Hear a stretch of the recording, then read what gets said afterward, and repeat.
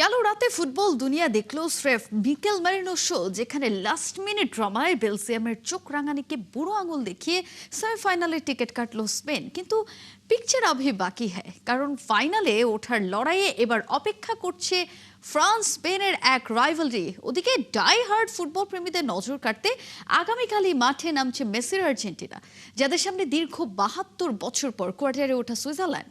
যদিও সুইসরা ম্যাচ শুরুর আগেই আর্জেন্টিনাকে বধ করার হুঙ্কার দিয়ে রেখেছে, কিন্তু বাঘের ঘরে ঘোঘের বাসা বানানো কি এতই সহজ? একদিকে লিওনেল মেসির বিশ্বজয়ী ম্যাজিক, অন্যদিকে কখনো পিছিয়ে না পড়া সুইসদের অটুট প্রতিরোধ। শেষ পর্যন্ত কার স্নায়ুর জোর জিতবে সেটাই এখন দেখার বিষয়। আমরা সেসব বিষয় নিয়ে আলোচনা করব। আমাদের সঙ্গে স্টুডিওতে আছেন তৈয়ব হাসান শামসুজ্জামান, সাবেক ফিফা রেফারি। আমরা তার সঙ্গে এই বিষয়গুলো নিয়ে আলোচনা করব। ভাই, আপনাকে স্বাগত জানাচ্ছি আমাদের স্টুডিওতে। যেমনটা বলছিলাম আমি আমার ইন্ট্রোতেও, যে গেল রাতে একটা ম্যাচ হলো স্পেন এবং বেলজিয়ামের ম্যাচটা, এবং সেই ম্যাচে কিন্তু আমরা দেখেছি যে শুরুতেই স্পেন কিছুটা খাই থাকলেও পরে ৩০ মিনিটে এগিয়েও গেছে। এরপরে আবার প্রথমার্ধেই তাদেরকে গোলটা শোধও দিয়ে দেওয়া হয়েছে।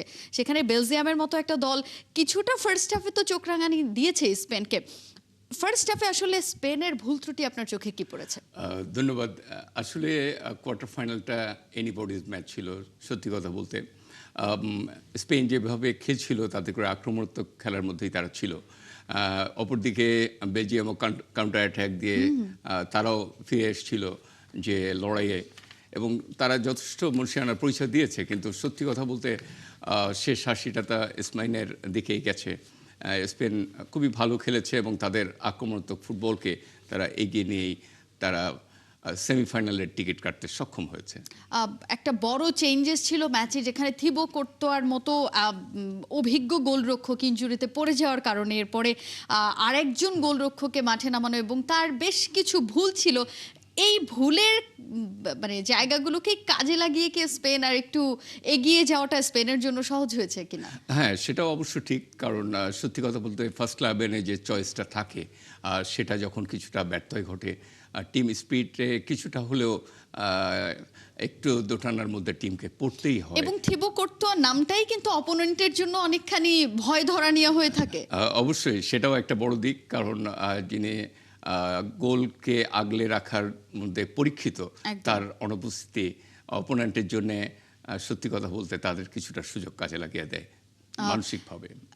এরপরে আমরা ম্যাচে ওই যে যেমনটা আমাদের স্টোরিটা আমরা দেখছিলাম, সেখানেও ছিল যে এখানে শুধু প্লেয়াররাই খেলেননি, কোচরাও খেলেছেন, এবং কোচদের সেই খেলায় সুপার সাব হিসেবে মিকেল মেরিনোকে নামানো, এইটা একটা দারুণ মুনশিয়ানার কিনা পরিচয় দিয়েছেন কিনা কোচ লুই দে লা ফুয়েন্তে। হ্যাঁ, এটা আসলে কোচের যে স্ট্র্যাটেজি সেটা আমরা লক্ষ্য করেছি, যে তারা কার পরিবর্তে কখন কিভাবে নামাতে হবে, সেটার ক্ষেত্রেও কোচ যথেষ্ট মুনশিয়ানার পরিচয় দিয়েছেন।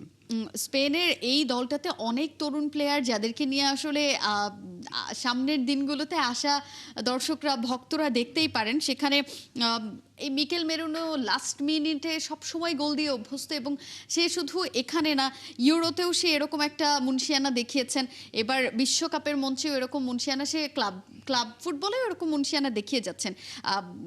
এই যে মিকেল মেরিনোর যে পজিশনিং সেন্সটা, এইটা আসলে স্পেনের এই তরুণ দলটার জন্য সামনের দিনে কতখানি গুরুত্বপূর্ণ ভূমিকা রাখবে?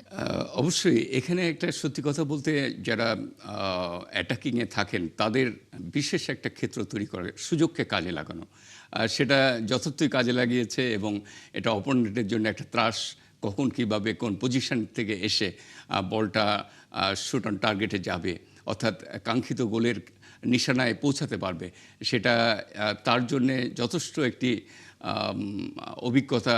তরুণ হলেও সেই ক্ষেত্রে তাকে অভিজ্ঞ বলেই মনে হচ্ছে। এটা অপোনেন্টের জন্য একটা ভীতির কাজ করতে পারে, যদি ইংল্যান্ডের সাথে পরবর্তী খেলা। স্পেনের নেক্সট ম্যাচটা আমরা যেটা দেখলাম আজকের এই জয়ের পরে, ফ্রান্সের বিপক্ষে তাদের একটা বড় একটা ম্যাচ, হাই ভোল্টেজ ম্যাচ ধরাই যায়, যে ফ্রান্স স্পেন দ্বৈরথ, এইটা সবাই আসলে দেখার জন্য অপেক্ষা করে। সেই ম্যাচটাতে ফ্রান্স এখন যে অবস্থাতে আছে, এই অবস্থাতে তাদের যে ডিফেন্স, তাদের যে অ্যাটাক, এই শক্তিশালী ব্লকের বিরুদ্ধে আসলে স্পেন কতটুকু নিজেদেরকে প্রমাণ করতে পারবে?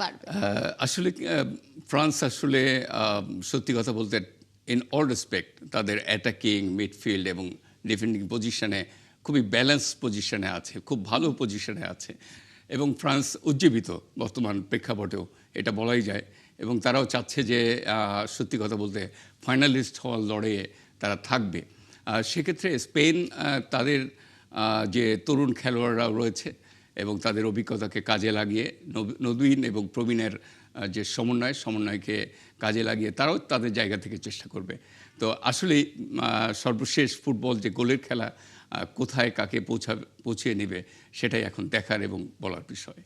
ফ্রান্স স্পেন দ্বৈরথের বাইরে গিয়েও যদি আমরা একটু কথা বলতে চাই যে এখানে কিলিয়ান এমবাপ্পেকে নিয়ে আসলে আপনি তো অনেক ম্যাচ পরিচালনা করেছেন, আপনি একেবারে তরুণ থেকে অনেক বয়স্ক প্লেয়ারদেরকেও আপনি দেখেছেন মাঠে লড়াই করতে, সেখানে লামিন ইয়ামালের রিসেন্ট পারফরমেন্স আপনাকে কতটুকু আশাবাদী করে যে লিওনেল মেসির সঙ্গে এখনই তার একটা টক্কর চলছে, নেক্সট লিওনেল মেসি কিংবা নেক্সট সুপারস্টার হিসেবে লামিন ইয়ামালকে কনসিডার করছেন কিনা?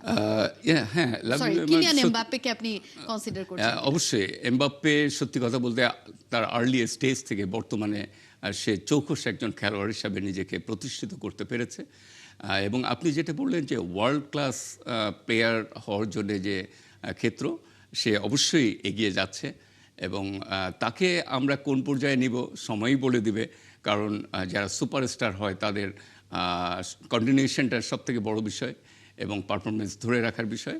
এমবাপ্পে সেদিকেই ধাবিত হচ্ছে আমার যেটা বিশ্বাস। এবার একটু আগামীকাল যে গুরুত্বপূর্ণ ম্যাচটা আর্জেন্টিনার ম্যাচ এবং সেমিফাইনালে ওঠার যে লড়াই, সেই লড়াইয়ে আর্জেন্টিনার সামনে এবার সুইজারল্যান্ড, এবং সুইজারল্যান্ড ৭২ বছর পরে তারা কোয়ার্টার ফাইনালে ওঠার এই কীর্তিটা গড়েছে। লম্বা একটা সময় তারা ওয়ার্ল্ড কাপে এরকম একটা স্টেজ থেকে অনেকখানি দূরে ছিল। সেখানে আর্জেন্টিনা বিপক্ষে ম্যাচের আগে তাদের বেশ কিছু প্লেয়ার এমনও কথা বলেছেন যে লিওনেল মেসির বিপক্ষে খেলাটা তাদের কাছে কাইন্ড অফ ড্রিম। সো এই ড্রিমটা তারা ড্রিম কামস ট্রু এরকমই হচ্ছে ব্যাপারটা। তার আগেও কিন্তু তারা আরেকটা হুঙ্কার আর্জেন্টিনাকে দিয়ে দিয়েছে যে তারা আসলে মাঠে জয়ের জন্যই নামবে। জয়ের জন্যেই নামা এবং জিততে পারা, দুইটার মধ্যে ডেফিনেটলি অনেক ডিফারেন্স আছে। সো সুইজারল্যান্ডের জন্য কতটুকু সহজ হবে আর্জেন্টিনাকে চোখে চোখ রেখে লড়াই করাটা? বাস্তবে হচ্ছে যে সুইজারল্যান্ড আসলে ৭২ বছর পরে এসছে। তারা ওয়ার্ল্ড কাপে খেলেছে বিভিন্ন সময়, কিন্তু এই পজিশনে আসাটার জন্য তাদের অনেকটা সময় ক্ষেপণ করতে হয়েছে, অনেক দিনের একটা আশা নিরাশার জায়গায় আসছে। তো তারপরেও সামনে যখন আর্জেন্টিনা রয়েছে, তাদের টিম স্পিডকে ধরে রাখার জন্য, মনোবলকে সুদৃঢ় রাখার জন্য এই কথাগুলো বলা বলে আমি মনে করি। কারণ আর্জেন্টিনার বর্তমান যে পজিশন, সেই পজিশনে তারা অবশ্যই ভালো অবস্থায় আছে। খেলার কথা বলতে গেলে, সত্যি কথা বলতে, গোলের খেলা ফুটবল, কেপ ভার্দেও কিন্তু আর্জেন্টিনার সাথে চোখে চোখ রেখে লড়াই করেছিল। It was really shocking surprise. So এই যে আর্জেন্টিনার সঙ্গে লাস্ট ম্যাচটা আমরা যেটা দেখলাম, সেখানে আসলে আর্জেন্টিনার প্রত্যাশিত পারফরমেন্স যেটা আপনার কাছে কেমন লেগেছে, যে আপনার ব্যক্তিগত অপিনিয়নটা আমি একটু জানতে চাই। আর্জেন্টিনাকে আপ টু দ্য মার্ক আসলেই আছে? সত্যি কথা বলতে তারা লাস্ট ম্যাচ যেভাবে খেলেছে, সেই খেলাটার মধ্যে ইজিপ্টের সাথে সত্যি কথা বলতে তাদের পারফরমেন্স আর্জেন্টিনার জায়গায় তারা পুরোপুরি ছিল বলে মনে হয় না। কারণ অপোনেন্ট তারা কিন্তু যথেষ্ট ভালো খেলেছে। ইজিপ্ট চমৎকার খেলা খেলেছে, হয়তোবা শেষ মুহূর্তটা তারা ধরে রাখতে পারেনি, কিন্তু তারা 2 গোলের পিছনে পড়েছিল ইজিপ্টের কাছে। এটা একেবারেই বাস্তবতা যে তারা সেখানে গোলের যে ক্ষেত্রটা তৈরি করতে পুরোপুরি পারেনি, ব্যর্থ হয়েছে। আর্জেন্টিনার ডিফেন্ডারদের ভুলগুলো আপনি আসলে কিভাবে মেজার করবেন? যে নেক্সট ম্যাচটাও তো সুইজারল্যান্ড, আমরা বলছি যে আন্ডারডগ হিসেবেই সুইজারল্যান্ড মাঠে নামছে, কিন্তু তারপরও এবারের ওয়ার্ল্ড কাপে যে পরিমাণ যাদেরকে ছোট দল কনসিডার করা হচ্ছে, প্রত্যেকটা দলই আসলে শকিং সারপ্রাইজ, আমি যেটা বলছিলাম, শকিং সারপ্রাইজ হয়ে আসলে আমাদের সামনে আসছে। সো সুইজারল্যান্ডও ওরকম দুর্ঘটনা যে কোনো ঘটতে পারে, আপসেট আসলে আর্জেন্টিনাকে দিতে পারে কিনা, এবং আর্জেন্টিনার গেল ম্যাচের ভুলগুলো কিভাবে, কোন কোন পয়েন্ট আসলে তাদের শুধরে নেওয়া উচিত? সেখানে যেটা হচ্ছে যে মিডফিল্ডের সাথে তাদের কিছুটা সমন্বয়ের অভাব ছিল ডিফেন্ডারদের, এবং আরেকটি বিষয় যে কোচ যেভাবে খেলাতে চেয়েছেন, হয়তো প্লেয়ারদের মধ্যে সেই সমন্বয়টা কতখানি হয়েছে। কারণ আমরা জানি যে টিম আর্জেন্টিনার সত্যি কথা বলতে কন্টিনিউয়াসলি তারা খেলে আসছে ঠিকই, কিন্তু কিছুটা জায়গায় সমন্বয়ের অভাব আমরা লক্ষ্য করেছি। তারপরে কোচ যে মেসেজগুলো দিচ্ছেন সেগুলো তারা কিভাবে নিচ্ছে বা কিভাবে তারা গ্রহণ করছে এবং সেভাবে খেলছে, সেটার একটা ক্ষেত্র এখানে রয়ে গেছে। আর্জেন্টিনার রক্ষণটা আসলে কতখানি শক্তিশালী হলে পরে সুইজারল্যান্ডকে ইজিলি তারা বিট করতে পারবে? এটা আসলে ম্যাচ টু ম্যাচ এবং বিভিন্ন ক্ষেত্র কাজ করে। তারা যেহেতু একেবারেই সেমিফাইনালের দ্বার প্রান্তে পৌঁছে গেছে এবং আর্জেন্টিনা তাদের সক্ষমতাকে যদি জানান দিতে পারে, তাহলে নিশ্চয়ই তারা ভালো পজিশনে গিয়ে ভালো রেজাল্ট করেই তারা নেক্সট সেমিফাইনালে যাবে বলে বিশ্বাস করা যায়। আপনার পার্সোনাল অপিনিয়ন আমি জানতে চাই, এবারের ওয়ার্ল্ড কাপে আসলে আপনি ফাইনালিস্ট কাদেরকে দেখছেন? আসলে সত্যি কথা বলতে ফ্রান্সকে কিন্তু এগিয়ে রাখতে হয়, অবশ্যই ফেভারিট। ফেভারিট। আর যেহেতু এদিকে ৭২ বছর পরে একটি দল এসছে সুইজারল্যান্ড, মিরাক্কেল কোনো কিছু না হলেই সেই দিকেই সেইভাবেই এগিয়ে যাবে বলে মনে হচ্ছে যেটি। দারুণ। আমরা একটু আপনার কাছে আমার জানতে চাওয়া, বিভিন্ন ধরনের বিতর্ক আসলে রেফারিং নিয়ে হয়ে থাকে, কিন্তু আমাদের আসলে ওভাবে করে রেফারিরা আসলে কেন এই সিদ্ধান্তটা দিচ্ছে, কি কারণে দিচ্ছে, সেটা নিয়েও আমরা আসলে কখনো স্পষ্ট ব্যাখ্যা, স্পষ্ট বিবৃতি পাই না, কিংবা পেলেও আমরা আসলে বুঝতে কতটুকু সক্ষম হই। যেমন আর্জেন্টিনার বিপক্ষে ম্যাচটাতে অনেক বিতর্ক, রেফারি কেন এই ধরনের সিদ্ধান্ত, রেফারি কেন এই ধরনের ডিসিশন দিলেন, এবং সেই ম্যাচটার পরে আসলে আমরা আপনার কাছ থেকেও বেশ কিছু ব্যাখ্যা পেয়েছি। কিন্তু এই যে রেফারিদের ব্যাখ্যা, এইটা আসলে ফিফার পক্ষ থেকে কিংবা রেফারিদের নিজস্ব কোনো ব্যাখ্যা দেওয়ার জায়গা তাদের আছে কিনা, যে এই কারণে উনি আসলে এই সিদ্ধান্তটা নিয়েছেন? সত্যি কথা বলতে রেফারিং এমন একটি জায়গা যেখানকার সাথে টিমগুলোর বিস্তর ব্যবধান রয়েছে। রেফারি যে চিন্তা চেতনায় খেলা পরিচালনা করেন, তাকে একটা বিচারকের আসনে থেকেই পরিচালনা করতে হয়। আমি যদি একটি দলের হই, তাহলে আমার দৃষ্টিভঙ্গি দলীয় চিন্তাভাবনা থেকে আসবে, অর্থাৎ আমার দলের প্রতি যে আবেগ অনুরাগ রয়েছে সেটি কাজ করবে। কিন্তু যিনি বিচার কার্যে থাকেন, তার জায়গাটা একেবারেই ভিন্ন। আমি আগেও বলেছি, বিশ্ব মঞ্চে যারা রেফারিং করেন বা বিচার কার্য করেন, তাদের অবস্থানটা কিন্তু কোনো অবস্থাতেই খাটো করতে তারা চান না, অর্থাৎ তারা চান না কোনো বিতর্কিত অবস্থানে যেতে। কিন্তু আইনের মধ্য থেকেই তাদেরকে খেলা পরিচালনা করতে হয়, তাদেরকে গড়ে তোলা হয় এভাবেই। এখানে একটি বলার বিষয়, সেটি হচ্ছে রেফারিং বা বিচার কার্য কিন্তু একটা এথিক্যাল জায়গায় থেকে আসে। এবং এখানে ইতিমধ্যে ফিফার যিনি রেফারিজ কমিটির চেয়ারম্যান এবং অ্যাজ ওয়েল অ্যাজ যিনি বিশ্ব রেফারিংকে যিনি নেতৃত্ব দিচ্ছেন হেড হিসাবে, মিস্টার কলিনা, যিনি বিশ্বের একজন নন্দিত অন্যতম সেরা একজন রেফারি, তিনি স্পষ্টতই বলেছেন যে রেফারিংয়ের বিষয়ে কোনো রকম কথা বলার সুযোগ থাকে না এই দৃষ্টিকোণ থেকে, কারণ রেফারিংকে কন্ট্রোল করবার জন্যে কোনো বডি এখানে কাজ করতে পারে না। তিনি নিজেই বলেছেন যে ইভেন ফিফা প্রেসিডেন্ট পর্যন্ত এখানে নাক গলানো অথবা কোনো রকম তার ভিন্ন দৃষ্টি এখানে আসার সুযোগ নাই, বিকজ দিস ইজ অ্যাবসলুটলি একটা ethical part of the FIFA.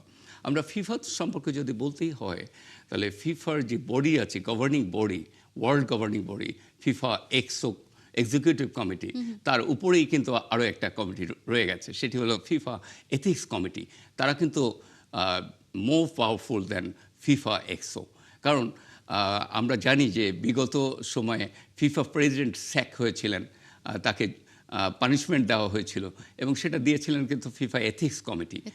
Ethics committee অত্যন্ত গুরুত্বপূর্ণ। তারা ফিফা কিভাবে চলছে, কিভাবে চলা উচিত এবং এই সমস্ত বিষয়গুলো আনএথিক্যাল কোনো কিছু যদি হয়, তাহলে অবশ্যই তারা সেখানে তাদের কর্তৃত্ব, তাদের যে দায়িত্ব, সেগুলো কিন্তু তাদের জায়গা থেকে নিশ্চয়ই এক্সিকিউট করবেন বলে আমি বিশ্বাস করি। আপনি তাহলে এই সিদ্ধান্তই আমাদেরকে দিচ্ছেন যে রেফারিরা আসলে কোনো পক্ষপাতমূলক কোনো আচরণ তারা মাঠে করতেই পারেন না। ছোট্ট করে আপনার কাছে একটু জানতে চাইবো, নিশ্চয়ই আপনিও কোনো দলকে সাপোর্ট করেন অ্যাজ আ ফ্যান কিংবা অ্যাজ আ ফুটবল লাভার, সেই ক্ষেত্রে কি কখনো ওই ফ্যান্ডমটা আসলে মাঠে প্রভাব পড়ে কি রেফারিংয়ের ক্ষেত্রে? ধন্যবাদ। আমি আপনাকে একটু বলতে চাই, সেটি হচ্ছে আমার এখানে সিদ্ধান্ত দেওয়ার আসলে কোনো ক্ষেত্রই নাই। যেটি আপনি বলেছেন যে প্রত্যেকেই তো একটা জায়গা থেকে আসেন কিন্তু ফিফার যখন অ্যাপয়েন্টমেন্টগুলো হয় তখন কিন্তু নিউট্রাল কান্ট্রি থেকে দেওয়া হয় এবং সেখানে যে ন্যাশনালিটি সেই ন্যাশনালিটির সম্মান শুধু নয়, ফিফার যে রেফারিংয়ের একটা সম্মানের জায়গা আছে, বিচারকের সম্মানের জায়গা আছে, তারা কিন্তু সেই জায়গা থেকে কাজ করেন। আমারও সুযোগ হচ্ছে ওয়ার্ল্ড লেভেলের ইন্টারন্যাশনাল অনেক ম্যাচ চালানোর। আমার কিন্তু কোনোদিন মনে হয়নি যে আমি টিম ইয়েলো, টিম হোয়াইট বা টিম গ্রিন তাদের একটু সাথে থাকি, কারণ বিচারকের আসনে যিনি আসলেই প্রকৃত একজন বিচারক হিসাবে থাকবেন সেই জায়গাটা কিন্তু কোনো অবস্থাতেই কাজ করার কথা নয়। তাকে কাজ হবে এটি যে একটি সুষ্ঠু সুন্দরভাবে খেলা নিয়মের মধ্যে থেকে, লজ অফ দ্য গেমের মধ্যে থেকে পরিচালনা করা। আপনাকে অসংখ্য ধন্যবাদ আমাদের সঙ্গে যুক্ত হওয়ার জন্য। ধন্যবাদ আপনাকে, দর্শকদের।